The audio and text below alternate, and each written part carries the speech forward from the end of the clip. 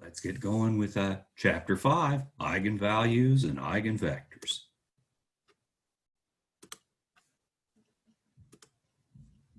Okay, we're going to motivate this by an application that appears in section 1.7.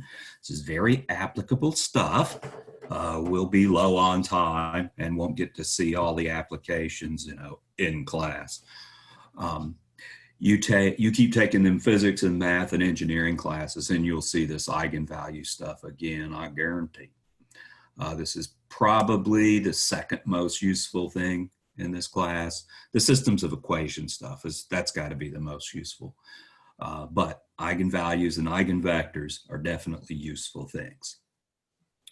So section 5.1, also titled Eigenvalues and Eigenvectors, mentions section 1.7, which is titled Application to Population Distribution, and deals with population of individuals, biological population of insects, whatever, a state space of some object that takes on various states. The percentage of the population in state I is denoted by P sub I, and we'll have n possible states, so we'll be able to represent the population distribution vector as a vector containing P1 through P sub n. These were defined to be percentages, so they would add up to 100%. More likely, they're probably described as proportions and then add up to 1. But we're describing the state of a population by a vector, and that state's going to change with time according to some rule given by a matrix. So we'll have a transition matrix T that describes how the population changes from one generation to the next. Biology fans, the P's might represent proportions of the population in different genotypes, and the T might represent how the population evolves through natural selection or artificial selection or some force that acts on the various genotypes. And what we want to do is see, after n steps, what's the population distribution? You know how it starts, you know how it changes, described as a matrix. You want to see where it is after a certain number of steps. Okay. That requires, if we're going to look at n steps, for us to apply the transition matrix once to get to step 2, twice to get to step 3, and so forth. After n steps, we'd be interested in what's the vector t to the n power applied to t. So the transition has occurred in different times. Well, how do you raise a matrix to powers? You think about that row column stuff, it's tedious. There's a shortcut, and that shortcut involves eigenvalues and eigenvectors. So we're taking that as motivation broadly at this stage for looking at eigenvalues and eigenvectors. A specific example of a little 2x2 transition matrix is a story Fraley and Beauregard tell. It's a classic story of the size of a population of rabbits under a certain biologically unrealistic model. Suppose a pair of newly born rabbits are introduced to an environment. Suppose each pair of rabbits produces no offspring during the first month of their lives, but that each pair produces one new pair each subsequent month, starting in their second month. Start with f sub 1 equals 1 newly born pair in the first month. In the second month, they're not old enough to reproduce. You still have one pair of rabbits. In the third month, they're old enough to reproduce. So f sub 3, the number of pairs of rabbits in the third month will be 2 pairs. So the original pair has produced a new pair, a newborn pair, along with the original pair. In the fourth month, the number of pairs is 2 plus 1. So we had 2 previously present. The original pair reproduces to make another pair, giving us a total of 3 pairs, and so forth. So what's going to happen is at each new month, we'll have however many pairs were present 2 months before, producing a number of pairs, a new number of pairs, plus however many are present in the previous month, producing a certain number of pairs. What's happening is the number of pairs produced in the previous month aren't yet old enough to reproduce, and we get a recursion formula similar to this. Number of new pairs is number of pairs in the previous month plus the number of pairs 2 months back. Now, forget the fact that there's loads of inbreeding built into this model. These rabbits never die, so they just keep reproducing the way the story's told here. The important thing is we have a sequence of numbers where the new number is defined as the sum of the previous 2. Such a sequence is called a Fibonacci sequence. The thing about rabbits, I think historically, is tied to Fibonacci himself, which puts this, I don't know, around the year 1000 or 1100 Common Era. But the numbers we would be looking at produced by this recursion relationship would be, say, start with 0 pairs, 1 pair was introduced. We'd have 1 plus 0 to produce a 1, as described above biologically. Next, 1 plus 1 is 2. Next, 2 plus 1 is 3. 3 plus 2 is 5. 5 plus 3 is 8. 8 plus 5 is 13. 13 plus 8 is 21. Next, 21 and 13 is 34. So you just keep producing new terms by summing the previous 2. That's the Fibonacci sequence. So we want to figure out, hey, what's the 100th Fibonacci term? What's the 100th term in this particular sequence? It's certainly determined because the way the terms of the Fibonacci sequence are defined is totally deterministic. So let's use matrices and raising matrices to power. Something we don't know how to do yet, but we will in a couple of sections, maybe in the next section. Let's represent the number of pairs in the months k minus 1 and k with a vector, column vector, with entries f sub k and f sub k minus 1. So it's really that number that we're looking for. We're looking for f sub k. How many pairs of rabbits are there in the kth month? We've got the recursion relationship, it's usually called.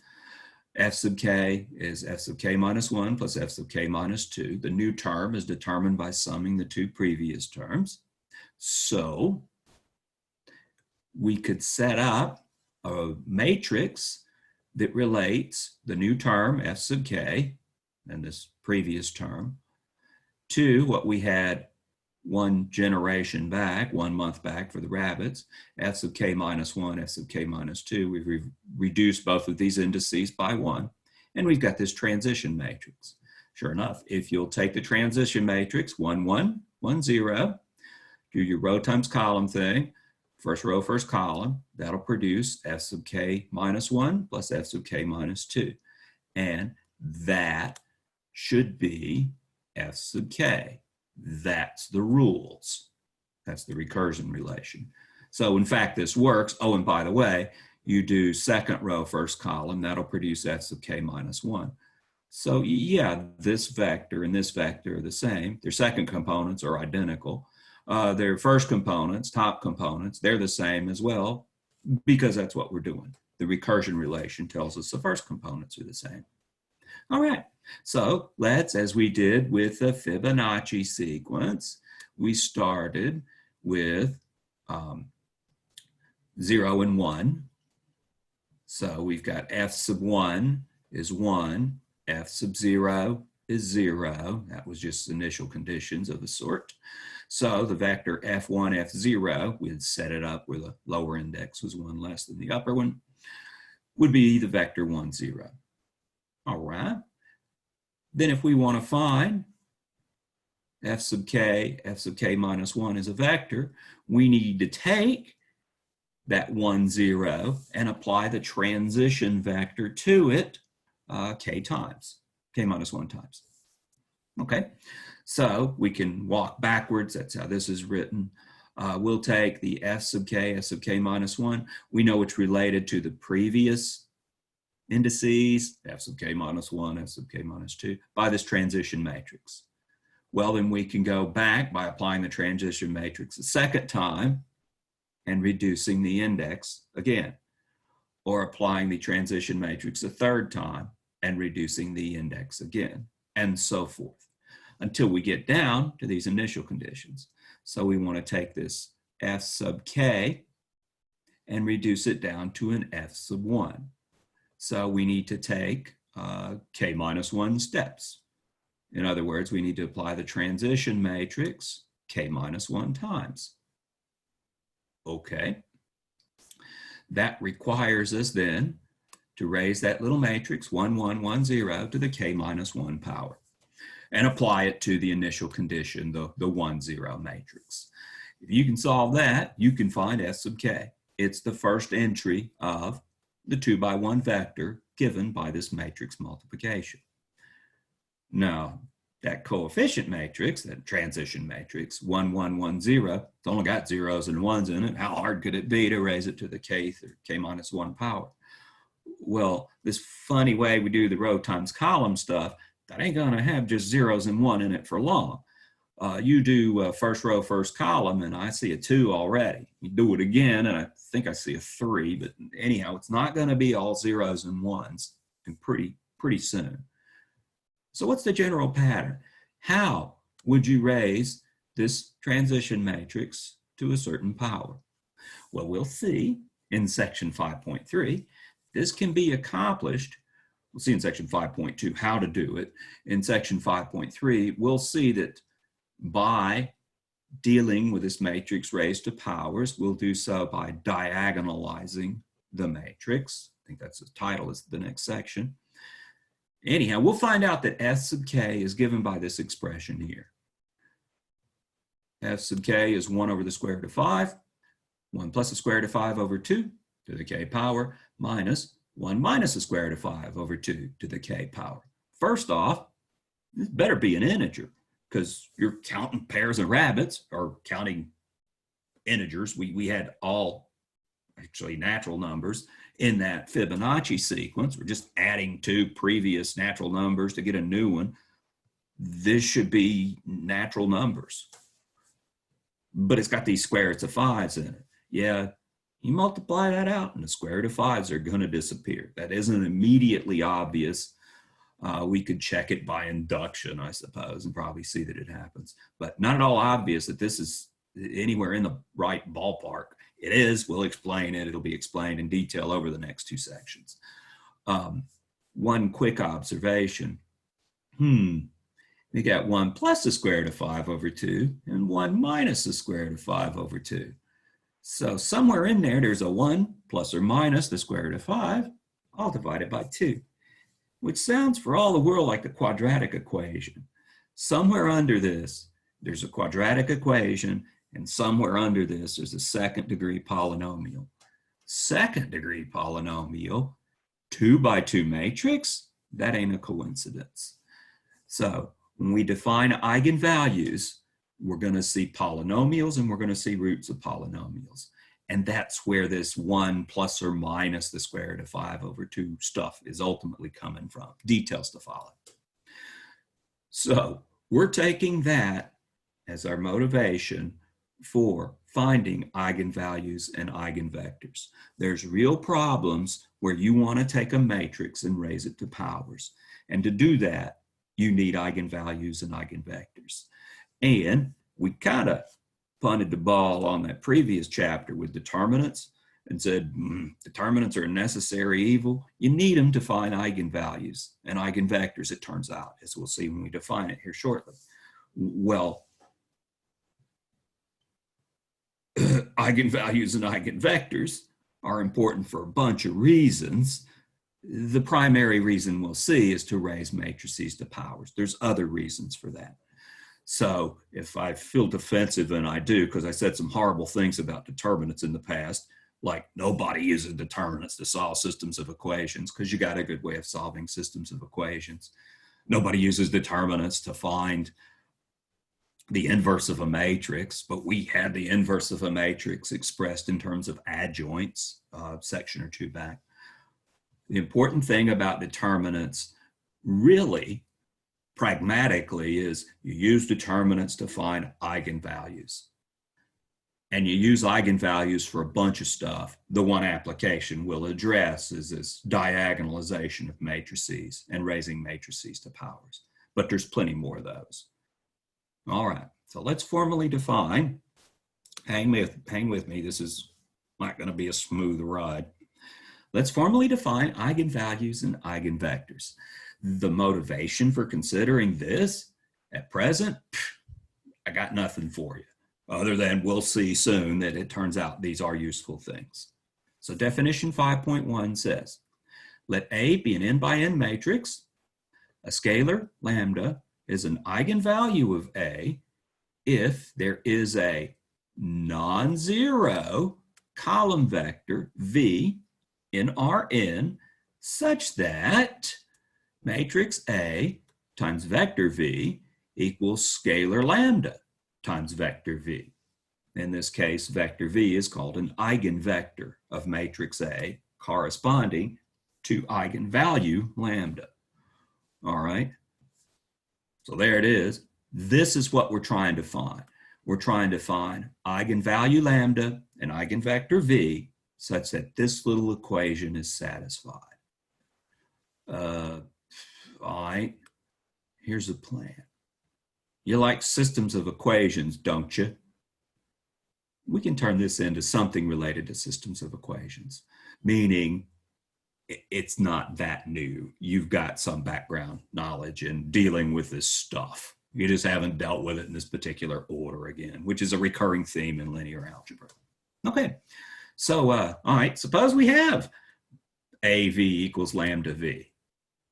So the plan here is, the puzzle is, they gave us matrix A. By the way, it must be a square matrix. This is something we're only doing for square matrices. Then, what's lambda and V so that this equation is satisfied? Well, let's rewrite that equation and make it look like something we recognize. And something we would recognize would be something related to systems of equations. Okay, we could bring the lambda V to the left-hand side and get this. We could factor that vector V out, being very careful, and rewrite that previous equation in this form. Notice if I take the V and distribute it, we get A times V, A times V. If I take the V and distribute it times this identity matrix, an identity matrix popped up in there, that identity matrix times vector V would be vector V times lambda, for the lambda sitting here. And sure enough, if I distribute this V over this matrix subtraction, it'll produce this.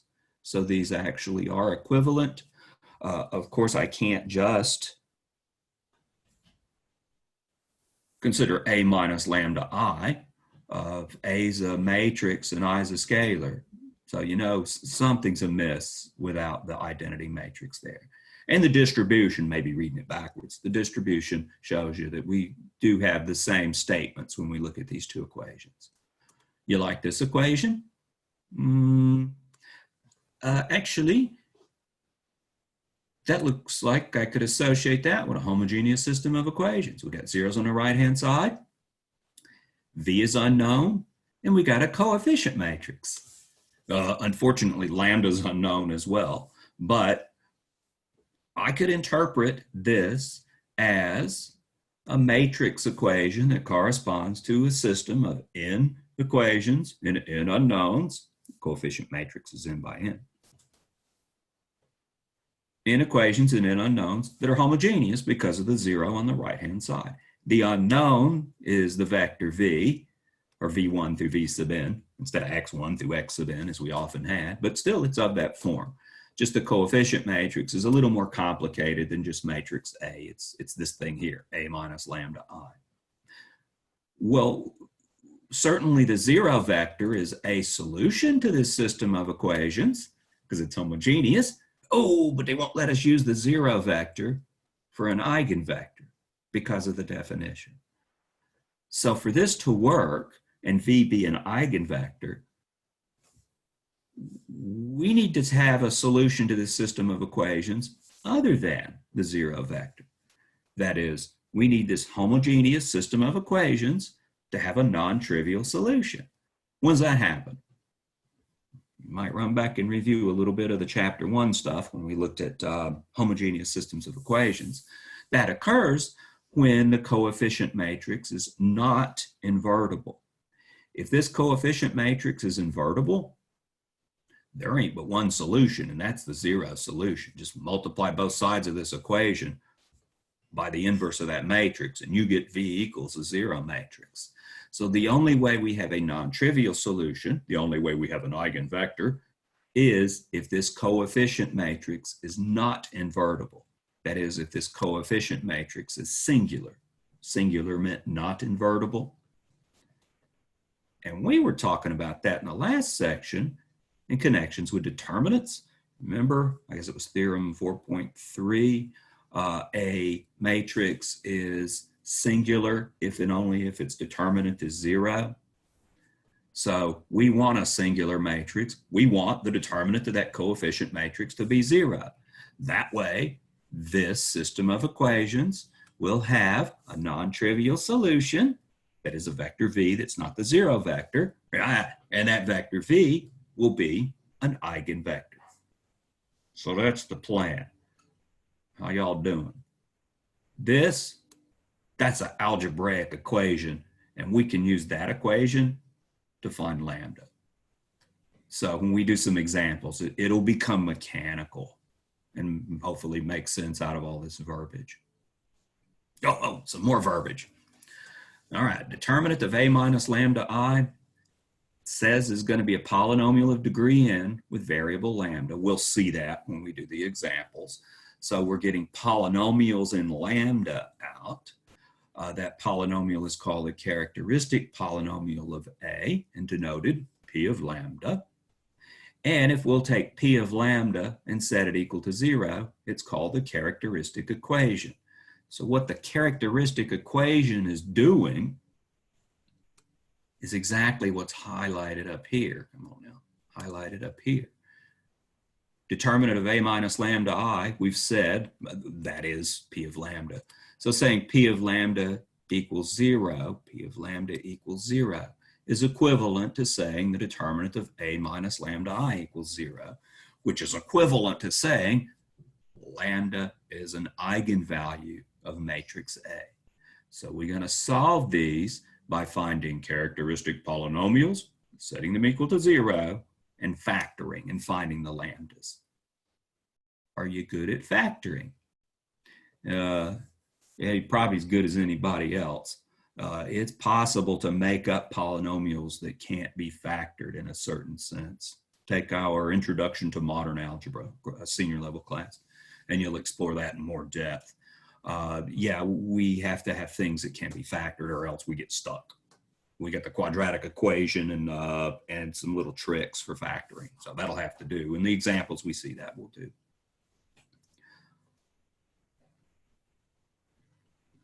All right, I think I've pretty much described all this in this statement here already. The plan is we're associating this with a homogeneous system of equations where the unknowns are the components of vector V, the eigenvector of matrix A, and we're going to have a non-trivial solution only when the determinant of that coefficient matrix is 0. So we'll find lambda by taking the equation. Here it is, determinant of A minus lambda I equals 0. We're told that'll be a polynomial. We'll find the zeros of that polynomial. The unknown will be lambda. It's a little weird, but you'll get used to it because that's totally standard notation. Once we find the lambdas, we need to find the vector V corresponding to it. All right, so we'll find the lambdas by dealing with a polynomial equation. Then we'll take those lambdas, plug them into this equation. Remember, lambda is an eigenvalue, which will be the case up here. and V is a corresponding eigenvector if this equation is satisfied. A minus lambda I times vector V equals a 0 vector. Okay, that'll be solving a system of n equations and n unknowns that's homogeneous. Up here, we calculated a determinant and did some algebra. Down here, we're back to systems of equations. There's going to be a unique solution down here? No. That's where the lambda came from. The lambda guarantees you that this homogeneous system of equations will have multiple solutions. So, if a homogeneous system of equations has multiple solutions, it's got infinitely many solutions. You know why? Because it's got free variables. So there will be free variables in this stuff. So it's going to tie back to things you've seen back when you were doing systems of equations. All right, let's do a couple of them. Okay, let's go through exercises 8 and 14. And this will take a little while. I invite you to check out examples 4, 5, and 6 from this section in the book. So there's more worked examples there for you. We'll do these. These aren't worked for you in the book. So let's look at those. All right. So let's go to the supplements. And number 8 says, here's a 3 by 3 matrix. Find the characteristic polynomial, find the real eigenvalues, and find the corresponding eigenvectors. Okay, so one step at a time. We're interested in A minus lambda I. So let's see what that looks like. We'll take matrix A, we'll subtract lambda times the appropriate sized identity matrix, the 3 by 3 identity matrix. Let's see, that lambda or negative lambda would go along the diagonal. When we do the matrix arithmetic, that'll produce minus lambdas along the diagonal and something that looks like this. We did an example when we were doing determinants that looked a lot like this. And I told you it was motivating some future stuff. It was motivating this stuff. All right, so there's A minus lambda I. Whenever you have A minus lambda I, it's simply matrix A with lambda subtracted from the diagonal elements, as happened here. They want the characteristic polynomial, the definition of which was the determinant of A minus lambda I. Okay, so we need to take the determinant of this 3 by 3 matrix. Fortunately, some zeros in that first row. So let's expand that determinant of the 3 by 3 matrix along the first row. That will produce -1 minus lambda times the determinant of the minor matrix minus 0 times something plus 0 times something. That's why I want to use the first row. So the zeros I don't have to worry about too much. All we have to do is take the determinant then of this little minor matrix here. That'd be diagonal entries minus back diagonal entries, 0 there, that's going to help. And when all the dust settles, get the zeros out of the way. We've got -1 minus lambda times 2 minus lambda times 3 minus lambda. At this stage, we would try to factor the characteristic polynomial, but it's already factored. So there's the characteristic polynomial. They want the eigenvalues. Those come from setting the characteristic polynomial equal to 0. Well, we already get it factored. In fact, that's why we wanted to factor it. So if we set it equal to 0, we'll get this term equals 0, or the second term equals 0, or the third term equals 0. That is, lambda equals -1, or lambda equals 2, or lambda equals 3. So those will be the eigenvalues of matrix A. Eigenvalues we get by setting the characteristic polynomial equal to 0, and that produces -1, 2, and 3. All right, plan was, I mentioned this in the past, we'll always list these eigenvalues from least to greatest, so they're in increasing order. But that's not necessary. That's the way I'm going to present it, just to be consistent. The order doesn't matter, but let's always list them like that because we ain't done by any stretch of dealing with this question. It's about to turn into 3 questions, one for each eigenvalue. But we found the characteristic polynomial, previous slide. Here's the eigenvalues we get by setting the characteristic polynomial equal to 0. Now they want eigenvectors. Okay. To find the eigenvectors corresponding to each eigenvalue, we need to consider, as mentioned in the notes, the system of equations a minus lambda I times v equals 0, where lambda takes on first the value -1, then the value 2, then the value 3. So that's 3 systems of equations. All right. Good thing you like systems of equations. Let's plug in. First, lambda 1 equals -1. Let's denote the corresponding eigenvector and eigenvector as a vector v sub 1 with components v1, v2, v3. Subscript on this vector to indicate it corresponds to the first eigenvalue. Unfortunately, I got a v sub 1 over here. Well, it's a scalar, not a vector. So, well, my bad. Maybe I could use x's for these. It looked more like the systems of equations stuff, though this is more standard notation when dealing with components of vectors. Anyhow, take v sub 1 as an eigenvector and let it have components v1, v2, v3. We'll need to write it as a column vector, you know, systems of equations stuff. I'm not too hung up on whether it's a row or column vector. We need it to be a column vector to deal with the systems of equations stuff though. All right, so if v1 is an eigenvector corresponding to lambda 1, then we need a minus lambda 1 I times vector v1 to equal 0. Comes straight from the definition of eigenvector as given here, with lambda replaced with lambda 1 and v replaced with v sub 1.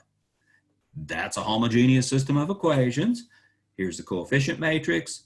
There's the unknowns. Right-hand sides of the equations produces this. Coefficient matrix is A minus lambda 1I. Okay, that'd be matrix A with lambda 1s subtracted along the diagonal. It's similar to what we had on the previous slide, except now we're using, for a lambda value, -1. So along the diagonal, we've subtracted -1. Be careful with that. Easy to lose negative signs. We've subtracted the eigenvalue, lambda 1 equals -1, augmented with zeros. Okay, those zeros are never going to change, but I'm going to keep up with them anyhow to be consistent with the way we dealt with systems of equations. All right, do the arithmetic, the minus lambda 1 stuff, and that will produce this matrix here. You notice anything about this matrix here? First row. Oh, first row is all zeros. This is this can't be an invertible matrix. There can't be a unique solution to this system of equations. There can be at most 2 pivots because all those zeros, they ain't room for a third pivot. Oh, I knew that was going to happen. I knew that coefficient matrix was not invertible. I know this system of equations doesn't have a unique solution. How do I know that? That's where the lambdas came from. Remember, the whole purpose of computing the lambdas was to have a non-trivial solution to this system of equations. You don't get a free variable somewhere down the road when you're looking for eigenvectors. Something's wrong. Something's probably wrong in your computation of eigenvalues of the lambdas upstairs. But we get this matrix. All right, I won't bore you with the details. Let's put that in row echelon form. So I do my row operations. And one more, put a reduced row echelon form. Here we go. Okay, so the coefficient matrix reduces down to that. I won't bore you with the agonizing row reduction stuff. We're all good at that by now. What are we doing here? This is a system of equations. So let's take the augmented matrix, turn it back into a system of equations. The unknowns were v1, v2, v3. Typeset it here where they're lined up as usual. All right, 0 equals 0.